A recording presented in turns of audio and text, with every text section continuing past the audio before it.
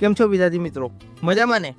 B Ed semester Gujarat university જે આપણે સમકાલીન ભારત અને શિક્ષણ એટલે કે કન્ટેમ્પરરી ઇન્ડિયા ઇન એજ્યુકેશન આ વિષયમાં આપણે પ્રકરણ નંબર 2 કેળવણીના સ્વરૂપો તો તેના વિશે અભ્યાસ કરી રહ્યા હતા. આજે આપણે ભાગ નંબર 3 છે જે આપણે આગળના મુદ્દાની સમજૂતી મેળવીશું અને આ ચેપ્ટરની સમાપન કરીશું. આ પહેલાં તમને જણાવી દઉં કે આપણે ભાગ નંબર 1માં ઔપચારિક કેળવણી અને અનૌપચારિક કેળવણી અને ભાગ નંબર 2માં અવૈધિક કેળવણી તો તેના વિશે સમજૂતી મેળવી લીધી છે.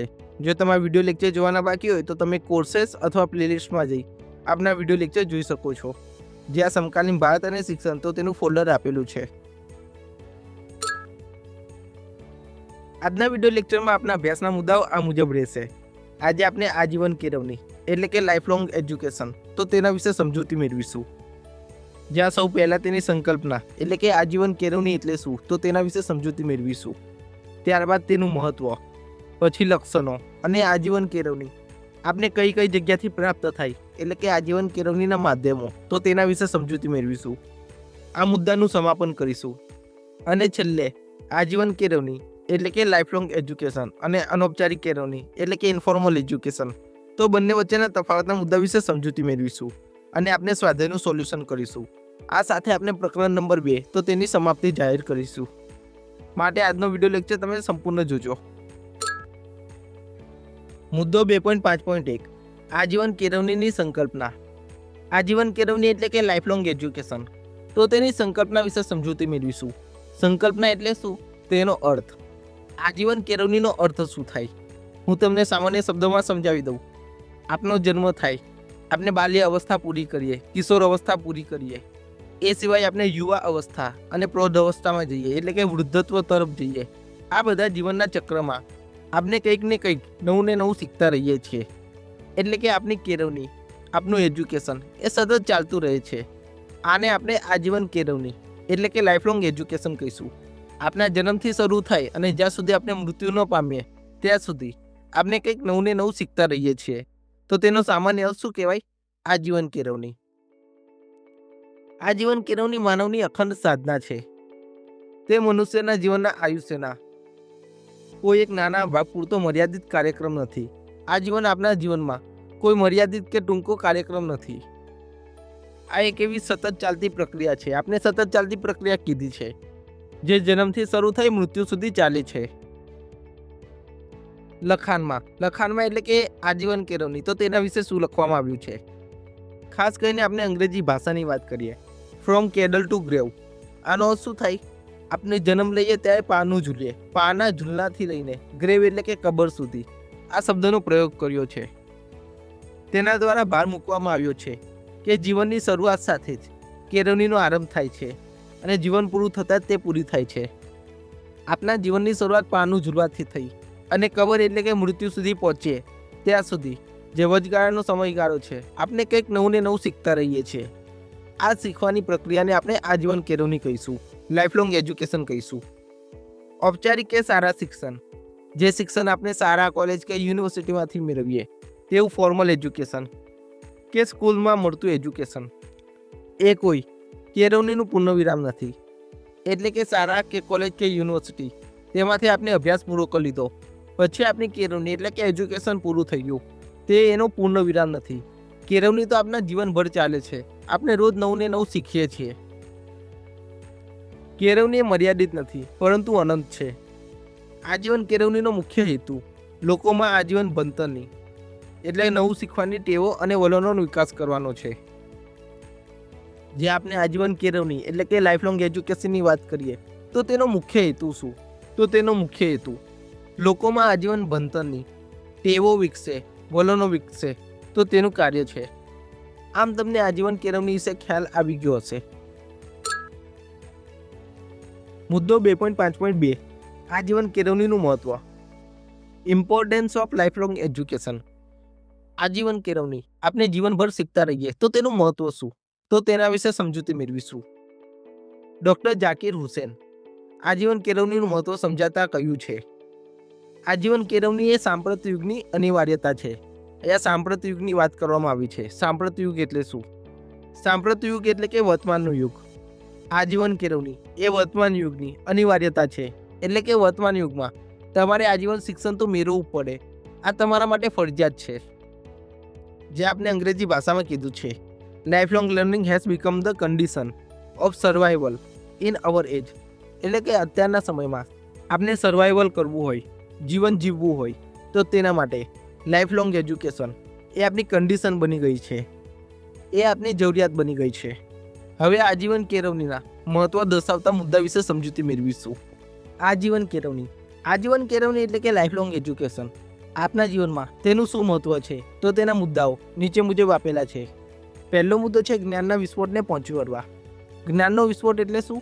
કે જ્ઞાન એટલે કે નોલેજ એ દિવસે ને દિવસે વધતું જાય છે. આજના વિજ્ઞાન અને ટેકનોલોજીના જમાનામાં જ્ઞાનનો વિસ્ફોટ એટલે કે એક્સપ્લોઝન ઓફ નોલેજ એટલો ઝડપથી વધી રહ્યો છે કે દર 10 વર્ષે જ્ઞાન એ બમણું થતું જાય છે. અત્યારે હાલની તમને વાત કરું તો એઆઈ, આર્ટિફિશિયલ ઇન્ટેલિજન્ટ, આપણે ChatGPT અને જેમિનાઈનો ઉપયોગ કરીએ તો તેના દ્વારા જ્ઞાન એ સતત વધતું રહ્યું છે. આટલા વિશાળ જ્ઞાનને માત્ર ઔપચારિક કેળવણી એટલે કે ઔપચારિક શિક્ષણ જે આપણે શાળા કે કોલેજમાં મેળવીએ તો તેના દ્વારા મેળવી શકાતું નથી. જે દિવસે ને દિવસે જ્ઞાન વધતું જાય છે તો આપણે શાળા કે કોલેજમાંથી ના મેળવી શકીએ. તેના માટે આપણે જીવનભર સતત ભણતર એટલે કે સાધના અનિવાર્ય બની છે. આપણે જીવનભર સતત કેળવણી પ્રાપ્ત કરવી પડે. માત્ર શાળાના પુસ્તકીય જ્ઞાનથી આપણા જીવનનું જ્ઞાન પૂર્ણ થતું નથી. જીવન જીવવા અને જીવનને ચલાવવા માટે આપણને આ વધારાના જ્ઞાનની જરૂરિયાત ઊભી થાય છે. ત્યારબાદનો મુદ્દો જીવન જીવવા યોગ્ય બનાવવું. આપનું પોતાનું જીવન એને વધારે સારી રીતે કેવી રીતે જીવી શકીએ તો તેની વાત કરવામાં આવી છે. જે વ્યક્તિ આજીવન કેળવણી પ્રાપ્ત કરે તો તેના દ્વારા તેના જીવનના મૂલ્યો, તેની માન્યતાઓ, આદર્શો, આચારો અને વિચારો આ બધામાં સકારાત્મક પરિવર્તન આવે અને વ્યક્તિ પોતાના જીવનને સાચા અર્થમાં જાણી પણ શકે અને માની પણ શકે. તેના માટે પણ આજીવન કેળવણી આવશ્યક છે. ત્યારબાદનો મુદ્દો વ્યક્તિગત અને સામાજિક પરિવર્તન. આપણા પોતાના વ્યક્તિગત રીતે અને સામાજિક સ્તરે જે પરિવર્તન આવે તો તેની વાત કરેલી છે. આજીવન કેળવણી વ્યક્તિમાં સતત ઈચ્છિત પરિવર્તનો લાવે છે. આપણે જે પરિવર્તન લાવવા હોય આપણી ઈચ્છા મુજબના તો તે આજીવન કેળવણીથી આવે છે. આ વ્યક્તિગત પરિવર્તનો થકી સમાજમાં સામાજિક, આર્થિક અને નૈતિક અને આધ્યાત્મિક પરિવર્તન આવે છે જે સામાજિક વિકાસને શક્ય બનાવે છે. સૌ પહેલાં આપણે આજીવન કેળવણી લઈશું તેના લીધે આપના વ્યક્તિત્વ એટલે કે પર્સનાલિટીમાં ચેન્જ આવશે.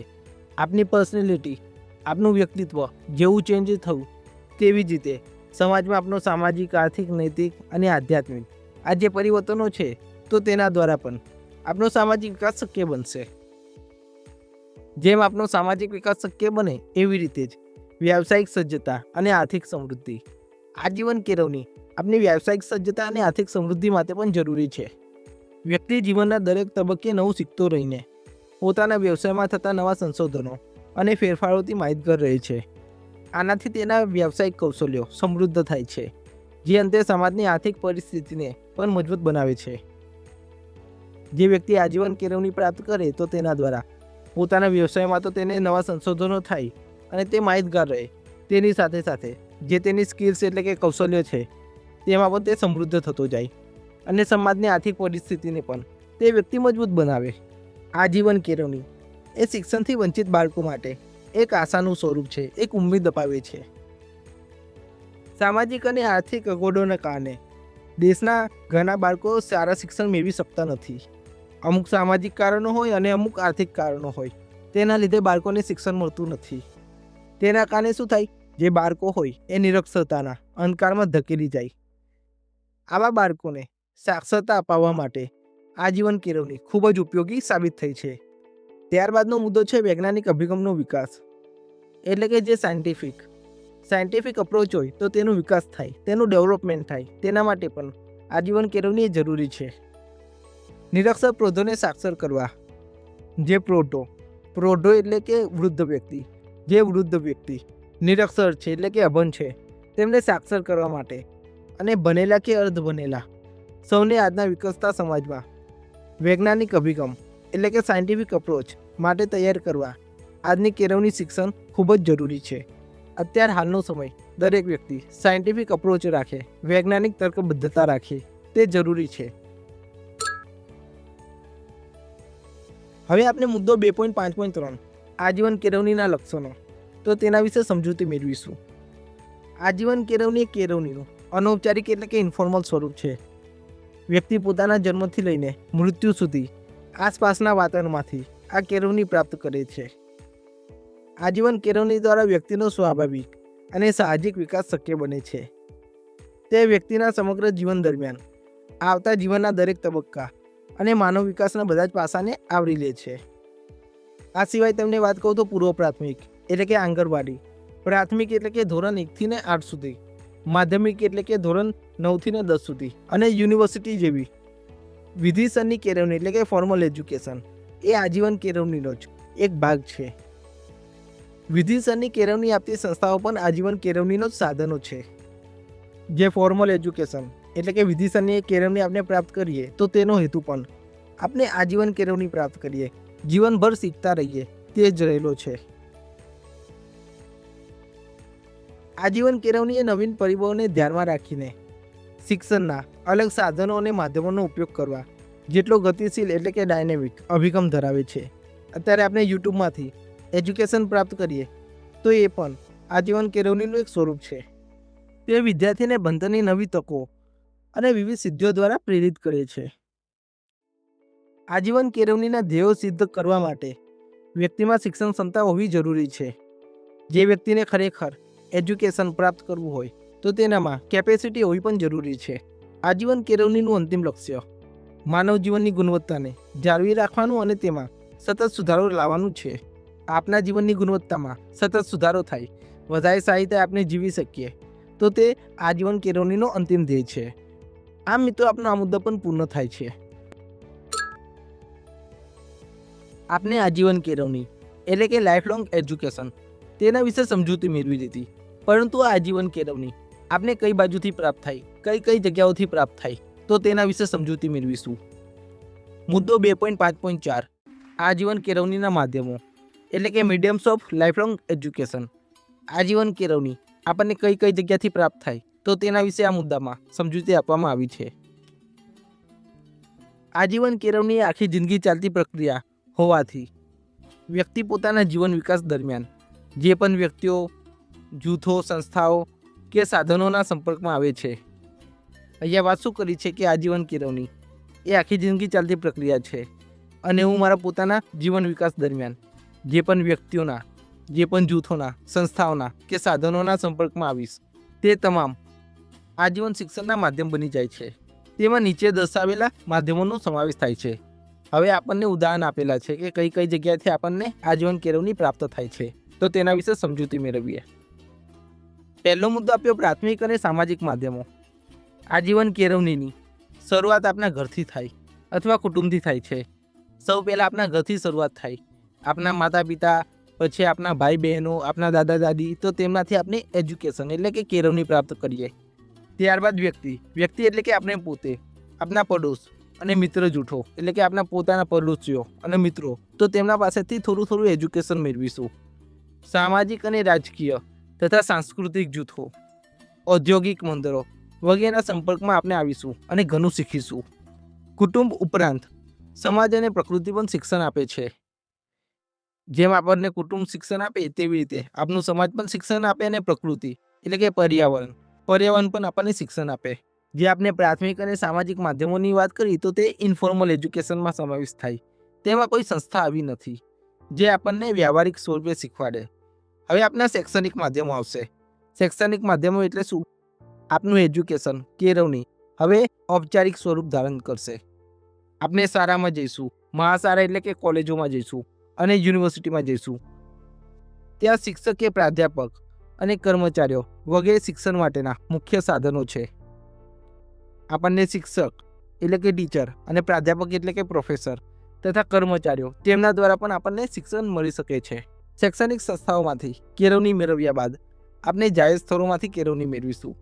આપનું પોતાનું ગામડું, નગર કે શહેર જે આપણે રહીએ, આપની શેરીઓ એટલે કે આપની ગલીઓ, બસ સ્ટેન્ડ, મેદાન, આ સિવાય મસ્જિદ એટલે કે આપણા ધાર્મિક સ્થળો, ઘરનો ઓટલો અને અન્ય જાહેર સ્થળો પણ વ્યક્તિને કંઈક ને કંઈક શિક્ષણ આપવાનું કાર્ય કરે છે. જ્યાં મંદિરોમાં જઈએ, મસ્જિદોમાં જઈએ તો ત્યાં પણ આપણને શિક્ષણ મળે છે. આપનો ઘરનો ઓટલો એટલે કે જે આપણે બેસીએ ત્યારે સંભવિત મહેમાન આવી જાય ત્યારે આપણે તેમને પાણી આપીએ તો એક સંસ્કાર છે, તે એક કેળવણી છે. એટલે કેળવણી આપણને ઘરના ઓટલામાંથી પણ મળી શકે છે. ત્યારબાદ વૈકલ્પિક શૈક્ષણિક માર્ગો. આજીવન કેળવણીના વિચારને વાસ્તવિક સ્વરૂપ આપવા માટે માત્ર આપણે પૂર્ણ સમયના સંસ્થાકીય શિક્ષણ એટલે કે શાળા અને કોલેજના શિક્ષણને સીમિત રહેવાને બદલે આપણે અન્ય વૈકલ્પિક માર્ગોને પણ ઉગાડીશું. એટલે કે ફોર્મલ એજ્યુકેશન મેળવવા માટે શાળા અને કોલેજો સિવાય આપણે વાત કરી જાહેર સ્થળોની, તો આમના સિવાય પણ અમુક વૈકલ્પિક માર્ગો હોય છે, તો તેની આપણે વાત કરીએ. આ માટે સંધ્યા વર્ગો એટલે કે ઇવનિંગ ક્લાસીસ.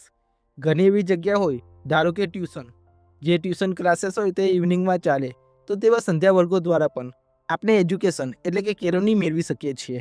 અઠવાડિક રજાઓએ ચાલતા વર્ગો એટલે કે અઠવાડિયાના અંતમાં શનિ રવિવાર આવે ત્યારે રજાઓના દિવસ હોય, આ સમય પણ અમુક વર્ગો ચાલે, તો તેના દ્વારા પણ આપણે શિક્ષણ મેળવી શકીએ. આ સિવાય ટપાલ દ્વારા શિક્ષણ, જેને આપણે કરેસ્પોન્ડન્સ કોર્सेस કહીએ.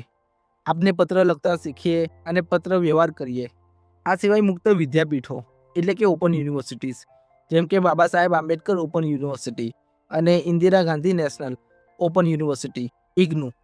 તો આ પણ એ આજીવન કેળવણીના વૈકલ્પિક એવા ઉદાહરણો ગણી શકાય. તેમજ રેડિયો અને ચલચિત્રો દ્વારા ચાલતા અભ્યાસક્રમો. રેડિયો એટલે કે રેડિયો દ્વારા પણ આપણને શિક્ષણ મળે, જેમ કે આપણને સમાચાર.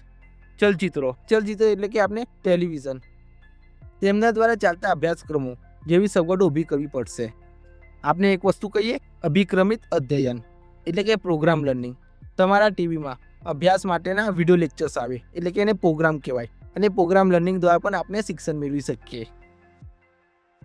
જેવું શિક્ષણ પણ આજીવન કેળવણીની સંકલ્પનાને સાકાર કરવામાં ખૂબ ઉપયોગી થાય છે.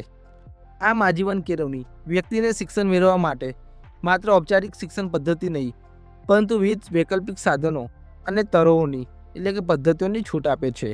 આપણે માત્ર આજીવન કેળવણી મેળવવું હોય તો ઔપચારિક શિક્ષણથી જ ના મેળવી શકીએ, પરંતુ વિવિધ વિકલ્પો આપે, વૈકલ્પિક સાધનો આપે, તે પદ્ધતિઓ દ્વારા આપણે આજીવન કેળવણી મેળવી શકીએ છીએ. આમ મિત્રો, આજીવન કેળવણીના માધ્યમો આપનો આ મુદ્દો પણ પૂર્ણ થાય છે. એટલે કે આના તમારે ઉદાહરણો માત્ર યાદ રાખવાના રહેશે. આપણે આજીવન કેળવણી એટલે કે લાઈફ લોંગ એજ્યુકેશન, તો તેના વિશે સમજૂતી મેળવી લીધી. હવે તેની સમીક્ષા એટલે કે મુદ્દો 2.5.5, તેમાં તેનું સમાપન કન્ક્લુઝન વિશે વાત કરીએ. આજીવન શિક્ષણ એ જીવનભર અને હરપરે ચાલતું શિક્ષણ છે. આપણા જીવનના હરપરે ચાલતું શિક્ષણ એટલે કે આજીવન શિક્ષણ. શ્રી વજુભાઈ પટેલ, તો તેમના વિચારો.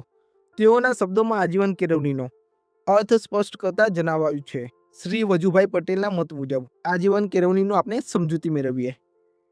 સમાજના તમામ ઉંમરના લોકોને ગમે તે સમયે વિશેષ શિક્ષણ અને સંસ્કારની અનુકૂળતાઓ એટલે કે તકો મેળવવી જોઈએ. જીવનના વિવિધ તબક્કે વારંવાર આવી અનુકૂળતાઓ પ્રાપ્ત થવી જોઈએ. જે આપણી સમાજના તમામ ઉંમરના લોકો છે, તો તેમને વિશેષ સ્વરૂપે શિક્ષણ મેળવવું જોઈએ. તેમના વ્યવહારમાં સંસ્કાર આવે તેમને તકો મળવી જોઈએ, અને જીવનના વિવિધ તબક્કે વારંવાર આવી અનુકૂળતાઓ એટલે કે તકો, ઓપોર્ચ્યુનિટી એ તમામ વ્યક્તિને મળવી જોઈએ, પ્રાપ્ત થવી જોઈએ. શિક્ષણ માત્ર શાળામાં જ મળવું જોઈએ એવું નથી. શાળા ઉપરાંત વિવિધ સ્થળોએ અને વિવિધ પ્રકારની સંસ્થાઓમાં પણ શિક્ષણની વ્યવસ્થા હોવી જોઈએ. માત્ર આપણને શાળામાં શિક્ષણ મળે તેવું ના હોવું જોઈએ.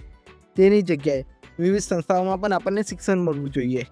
શિક્ષણ પ્રાપ્ત કરવાનું એકમાત્ર સ્થળ શાળા ન હોઈ શકે, અને શિક્ષણ આપનાર માત્ર શિક્ષક ન હોઈ શકે. સમાજના અનેક અનુભવી કાર્યકર્તાઓ કે વ્યક્તિઓએ પણ વિવિધ સ્તરોએ જ્ઞાન આપવામાં સહાયરૂપ થઈ શકે છે. જે સમાજના વિવિધ કાર્યકર્તાઓ અને વ્યક્તિઓ છે જે ભણેલા છે, શિક્ષણ પ્રાપ્ત કરેલું છે, તો તેમને પણ જ્ઞાન એટલે કે શિક્ષણ આપવું જોઈએ, તેનામાં સહાયતા કરવી જોઈએ. આમ મિત્રો, આપણે આજીવન કેળવણી તો તેના વિશે સંપૂર્ણ અભ્યાસ કરી લીધો. હવે આપણે મુદ્દો 2.5.6 આજીવન કેળવણી અને અનૌપચારિક કેળવણી, તો બંનેની તુલના એટલે કે તફાવત, તો તેના વિશે સમજૂતી મેળવીશું. આ તફાવત તમારે 7 માર્ક્સમાં પણ પૂછાઈ શકે અને ટૂંકા પ્રશ્નમાં પણ પૂછાઈ શકે. આજીવન કેળવણી એટલે કે લાઈફ લોંગ એજ્યુકેશન, અનૌપચારિક કેળવણી એટલે કે ઇન્ફોર્મલ એજ્યુકેશન, તો બંનેના તફાવતના મુદ્દા વિશે સમજૂતી મેળવીએ. મુદ્દો નંબર 1, આજીવન શિક્ષણ ઔપચારિક અને અનૌપચારિક બંને હોઈ શકે, જીવનમાં ગમે તે સમયે પ્રયોજાય. જે લાઈફ લોંગ એજ્યુકેશન છે, તો તે તમારે ફોર્મલ એજ્યુકેશન પણ હોઈ શકે અને ઇન્ફોર્મલ એજ્યુકેશન, તો તે પણ હોઈ શકે. જ્યારે અનૌપચારિક શિક્ષણની વાત કરીએ, અનૌપચારિક શિક્ષણ આજીવન શિક્ષણના એક ભાગ રૂપે પ્રયોજાય છે. એટલે કે ઇન્ફોર્મલ એજ્યુકેશન એ આજીવન કેળવણીનો એક ભાગ છે. મુદ્દો નંબર 2, નવા સામાજિક સંદર્ભોને મુક્ત રીતે સમજવાની તકો પ્રાપ્ત થાય છે. લાઈફ લોંગ એજ્યુકેશનથી આપણા સામાજિક સંદર્ભો છે તો તેને આપણે સમજી શકીએ, તેની તકો પ્રાપ્ત થાય. અનૌપચારિક શિક્ષણ એટલે કે ઇન્ફોર્મલ એજ્યુકેશન, તો તેમાં પણ તે શક્ય બને છે. એટલે કે આ બંને મુદ્દા સેમ જ છે. મુદ્દો નંબર 3, આજીવન શિક્ષણ ક્યારેક ઔપચારિક બનતું હોવાથી. આજીવન શિક્ષણ છે તો ક્યારેક ફોર્મલ એજ્યુકેશન બની જાય. તેના કારણે શું થાય, તેમાં નિશ્ચિત કાર્યક્રમો, નિશ્ચિત અભ્યાસક્રમ, નિશ્ચિત સમયગાળો અને આ મર્યાદાઓનો સમાવેશ થાય, જે શિક્ષણના એક ભાગરૂપે હોય છે. જ્યારે આપણે અનૌપચારિક શિક્ષણની વાત કરીએ તો તેમાં ચુસ્ત સમયપત્રક, અભ્યાસક્રમ વગેરેનો સ્વીકાર થતો નથી. કારણ કે ઇન્ફોર્મલ એજ્યુકેશન એ આપણે પોતાના પરિવાર, કુટુંબ, સમાજ અને આપણા મિત્ર વધુ પાસેથી પ્રાપ્ત કરીએ. તેમાં કોઈ ચોક્કસ સમયપત્રક ના હોય, કોઈ અભ્યાસક્રમ ના હોય. મુદ્દો નંબર 4, આજીવન કેળવણીનું અંતિમ ધ્યેય માનવની ગુણવત્તા ક્ષમતા જાળવી રાખવાનું અને સુધારવાનું છે. આથી તેમાં નકારાત્મક તત્વ આવતું નથી. જે આજીવન કેળવણી છે તો તેના દ્વારા તેનું અંતિમ ધ્યેય શું રહેલું છે કે માનવની જીવન ગુણવત્તા, આપણી જે જીવન ગુણવત્તા છે તો તેને સુધારવાનું છે. તેના કારણે તેમાં કોઈ નકારાત્મક તત્વ આવતું નથી. જ્યારે આપણે ઇન્ફોર્મલ એજ્યુકેશન એટલે કે અનૌપચારિક કેળવણીની વાત કરીએ ત્યારે વ્યક્તિએ જાતે મેળવવાની હોવાથી કેટલીક વાર તેમાં નકારાત્મક જ્ઞાન પણ પ્રાપ્ત થાય છે. જે ઇન્ફોર્મલ એજ્યુકેશન હોય તો આપણે પોતાના પરિવાર, મિત્ર વર્તુળ અને સમાજ પાસેથી મેળવીએ. અમુક વાર એવું થાય કે આપણે નકારાત્મક જ્ઞાન તરફ પણ વળી જઈએ, જેના કારણે શું થાય, આવા જ્ઞાનથી નુકસાન થવાનો સંભવ પણ રહેલો છે. અંતે આપણે મુદ્દો નંબર 5, તો તેના વિશે સમજૂતી મેળવીએ. આજીવન કેળવણીમાં આજીવન શિક્ષણનો વ્યક્તિના વિકાસમાં મોટો ફાળો હોય છે. તેથી તેનું મૂલ્યાંકન કેટલાક સાધનો દ્વારા થઈ શકે છે. જે આજીવન કેળવણી છે તો તેનું આપણે મૂલ્યાંકન કરી શકીએ. તેના દ્વારા કેટલાક સાધનો રહેલા છે. જેમ કે આપણે શાળામાં જઈએ, શાળામાં અભ્યાસ કરીએ તો તેનામાં પરીક્ષા લેવાય અને આપણે એ પરીક્ષા પાસ કરીએ તો આપણું મૂલ્યાંકન થયેલું ગણાય. જ્યારે આપણે અનૌપચારિક કેળવણી એટલે કે ઇન્ફોર્મલ એજ્યુકેશનની વાત કરીએ ત્યારે વ્યક્તિના વ્યક્તિત્વ ઘડતરની પ્રક્રિયા હોવાથી કેળવણીની અસરો તેનામાં પૂરેપૂરી વ્યક્તિત્વમાં જોવા મળે છે. આ અમૂર્ત હોય છે, તેનું કોઈ મૂલ્યાંકન થઈ શકતું નથી. આમ મિત્રો, આપણે આજીવન કેળવણી અને અનૌપચારિક કેળવણી તો બંનેના તફાવતના મુદ્દા વિશે પણ સમજૂતી મેળવી લીધી. હવે આપણે સ્વાધ્યાયના પ્રશ્નોની સમજૂતી મેળવીશું. પ્રશ્ન નંબર 3, આજીવન શિક્ષણની અર્વાચીન સંકલ્પના શી છે? આજીવન કેળવણીની અગત્યતા સમજાવો. આજીવન કેળવણીના મહત્વના લક્ષણો જણાવો. તો આ મુદ્દો તમારે લખવાનો રહેશે. જે આજીવન કેળવણી છે તો તેની સંકલ્પના વિશે અહીંયા જણાવવામાં આવ્યું છે. તે માનવ જીવનની અખંડ સાધના છે. તે મનુષ્યના આયુષ્યના કોઈ નાના ભાગ પૂરતો મર્યાદિત કાર્યક્રમ નથી.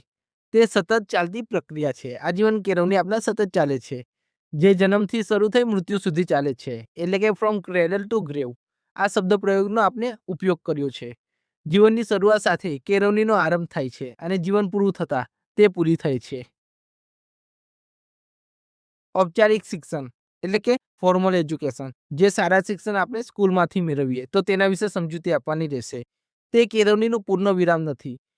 તે કેળવણી મર્યાદિત નથી પરંતુ અનંત છે અને તેનો મુખ્ય હેતુ લોકોમાં આજીવન ભણતરની એટલે કે નવું શીખવાની ટેવોનો વિકાસ કરવાનો છે. આ સાથે આજીવન કેળવણીનું મહત્વ દર્શાવતા મુદ્દા તો તમારે આ લખવાના રહેશે. આજીવન કેળવણીનું મહત્વ દર્શાવતા મુદ્દાઓ જે હાઇલાઇટ કરેલા મુદ્દા છે તો આપણને તે યાદ રાખવાના રહેશે. પહેલો મુદ્દો છે જ્ઞાનના વિસ્ફોટને પહોંચી વળવા. જે વિજ્ઞાનને ટેકનોલોજીનો જમાનો છે, જ્ઞાનનું વિસ્ફોટ થઈ રહ્યું છે તો તે જ્ઞાનને પહોંચી વળવા માટે જરૂરી છે. બીજો મુદ્દો છે જીવન જીવવા યોગ્ય બનાવવું. જે આપણી માન્યતાઓ, આદર્શો, આચારો અને વિચારો જે આપણા જીવન મૂલ્યો છે તો તેને જાણવા અને માનવા માટે આજીવન કેળવણી જરૂરી છે. ત્યારબાદનો મુદ્દો છે વ્યક્તિગત અને સામાજિક પરિવર્તન. આજીવન કેળવણીથી વ્યક્તિ હોય તો તેની ઈચ્છાઓમાં સતત પરિવર્તન આવે અને પરિવર્તનો થકી તેનામાં સામાજિક, આર્થિક, નૈતિક અને આધ્યાત્મિક પરિવર્તનો આવે અને સમાજનો પણ વિકાસ શક્ય બને. ત્યારબાદનો મુદ્દો છે વ્યાવસાયિક સજ્જતા અને સમૃદ્ધિ. વ્યક્તિ છે તો તેના જીવનમાં કંઈક નવું ને નવું શીખતો રહે છે. વ્યવસાયમાં થતા નવા સંશોધનો અને ફેરફારોથી તે માહિતગાર રહે છે અને વ્યાવસાયિક કૌશલ્ય તેના સમૃદ્ધ થાય છે. આથી તેની આર્થિક પરિસ્થિતિ એ પણ મજબૂત થઈ જાય. પાંચમો મુદ્દો છે શિક્ષણથી વંચિત બાળકો માટે આશા. આપણા દેશમાં સામાજિક અને આર્થિક અગવડના કારણે ઘણા બાળકોને સારા શિક્ષણ મેળવી શકતા નથી અને નિરક્ષરના અંધકારમાં ધકેલી જાય છે. આવા બાળકોને શિક્ષણ એટલે કે સાક્ષરતા અપાવવા માટે આજીવન કેળવણી એ ખૂબ જ ઉપયોગી સાબિત થાય છે. અને છેલ્લો મુદ્દો છે આપનો વૈજ્ઞાનિક અભિગમનો વિકાસ કરવા. આજીવન કેળવણી દ્વારા આપનામાં સાયન્ટિફિક અપ્રોચ તો તેનો વિકાસ થાય છે. જે નિરક્ષર વૃદ્ધ લોકો હોય એટલે કે પ્રૌઢો હોય તો તેમને આપણે સાક્ષર કરી શકીએ. જે લોકો ભણેલા હોય કે અર્ધ ભણેલા હોય તો આજના જમાનામાં તેમને વૈજ્ઞાનિક અભિગમ એટલે કે સાયન્ટિફિક અપ્રોચ આપી શકીએ તો તેના માટે આ જરૂરી છે. ત્યારબાદ આપણને આજીવન કેળવણીના લક્ષણો તો તેના વિશે જણાવવા કહ્યું છે. આજીવન કેળવણી અનૌપચારિક કેળવણી છે એટલે કે ઇન્ફોર્મલ એજ્યુકેશન છે. માનવી પોતાના જન્મથી લઈ મૃત્યુ સુધી તેના આસપાસના વાતાવરણમાંથી આ કેળવણી પ્રાપ્ત કરે છે. આજીવન કેળવણી દ્વારા વ્યક્તિનો સ્વાભાવિક અને સાહજિક વિકાસ શક્ય બને છે. આજીવન કેળવણી વ્યક્તિના સમગ્ર જીવન દરમિયાન આવતા જીવનના દરેક તબક્કામાં અને માનવ વિકાસના બધા પાસાને આવરી લે છે. આ સિવાય આપણે જોયું કે વિધિસરની કેળવણી એટલે કે ફોર્મલ એજ્યુકેશન એ આજીવન શિક્ષણનો જ એક ભાગ છે. વિધિસરની કેળવણી આપતી સંસ્થાઓ એ પણ આજીવન કેળવણીના સાધનો છે. આજીવન કેળવણી નવીન પરિબળોને ધ્યાનમાં રાખીને શિક્ષણના અલગ સાધનો અને માધ્યમોનો ઉપયોગ કરીને તેને જટિલ અને ગતિશીલ એટલે કે ડાયનેમિક અભિગમ ધરાવે છે. તે વિદ્યાર્થીના ભણતરની નવી તકો અને વિવિધ સિદ્ધિઓ તરફ પ્રેરિત કરે છે. આજીવન કેળવણી ધ્યેયોને સિદ્ધ કરવા માટે વ્યક્તિમાં શિક્ષણ ક્ષમતા એટલે કે ભણવાની કેપેસિટી હોવી જરૂરી છે. આજીવન કેળવણીનું અંતિમ ધ્યેય માનવીની જીવનની ગુણવત્તાને જાળવી રાખવાનું અને તેમાં સતત સુધારો લાવવાનું છે. આમ આપણે તેના લક્ષણો વિશે પણ સમજૂતી મેળવી લીધી. સ્વાધ્યાયમાં આપણને પ્રશ્ન નંબર 6 પૂછેલો છે. આજીવન શિક્ષણ વ્યક્તિ અને સમષ્ટિના ઘડતરનું શિક્ષણ છે. વિધાનની યથાર્થતા ચર્ચા કરો. આજીવન શિક્ષણ દ્વારા વ્યક્તિ અને સમષ્ટિ બંનેનું ઘડતર થાય. આ મુદ્દો આપણે આજીવન કેળવણીના જે મહત્વના મુદ્દા છે તો તેમાં જોઈ લીધો. એટલે તમારે આ મુદ્દો તેમાંથી લખવાનો રહેશે. આ સિવાય આપણને પ્રશ્ન નંબર 4 ઔપચારિક કેળવણી એટલે કે ફોર્મલ એજ્યુકેશન અને અવૈધિક કેળવણી એટલે કે નોન ફોર્મલ એજ્યુકેશન તો બંનેના તાત્વિક ભેદ એટલે કે તફાવત વિશે સમજૂતી આપવાનું કીધું છે. તમારે આ પ્રશ્નનો જવાબ ભાગ નંબર 2 માં મળી જશે. અને છેલ્લે આપણે પ્રશ્ન નંબર 5 આજીવન શિક્ષણ અને અનૌપચારિક શિક્ષણ તો બંનેની તુલના કરો. લાઇફલોંગ એજ્યુકેશન અને ઇનફોર્મલ એજ્યુકેશન તો બંનેના તફાવતના મુદ્દા આપણે લખવાના રહેશે. આ મુદ્દા પણ આપણે 2.5.6 માં સમજાવી દીધા છે. એટલે કે આ વિડીયોમાં તમે જોઈ લેજો. તમારે જવાબ મળી જશે. આમ મિત્રો આપણે સ્વાધ્યાયના પ્રશ્નોનું સંપૂર્ણ સોલ્યુશન કરી લીધું. આપણે પ્રકરણ નંબર 2 કેળવણીના સ્વરૂપો તો તેનો સંપૂર્ણ અભ્યાસ કરી લીધો. જે આપણે કુલ 3 ભાગમાં 4 સ્વરૂપો વિશે સમજૂતી મેળવી. ઔપચારિક કેળવણી, અનૌપચારિક કેળવણી, અવૈધિક કેળવણી અને આ વિડીયોમાં આપણે આજીવન કેળવણી તો તેના વિશે સમજૂતી મેળવી લીધી. આમ તમારે પ્રકરણ નંબર 2 કેળવણીના સ્વરૂપો તો તેની પૂર્ણાહુતિ જાહેર થાય છે. જો તમને આપણી YouTube ચેનલમાં ભણવામાં મજા આવી હોય તો આ વિડીયો લેક્ચરને લાઈક કરી દેજો, કોમેન્ટ કરી દેજો અને શેર કરી દેજો. અને આપણી ચેનલમાં પહેલી વખત જોઈન થયા હોય તો તેને સબસ્ક્રાઇબ કરી લેજો. તમને કોઈ પણ ઇન્ક્વાયરી હોય તો તમને અહીંયા WhatsApp નંબર આપેલો છે. તમે ત્યાં સોલ્યુશન મેળવી શકો છો. આવનાર સમયમાં આ વિષયમાં આપણે આગળના પ્રકરણનો પણ અભ્યાસ કરીશું. એટલે તમે અંત સુધી જોડાયેલા રહેજો. જય હિન્દ, જય ભારત.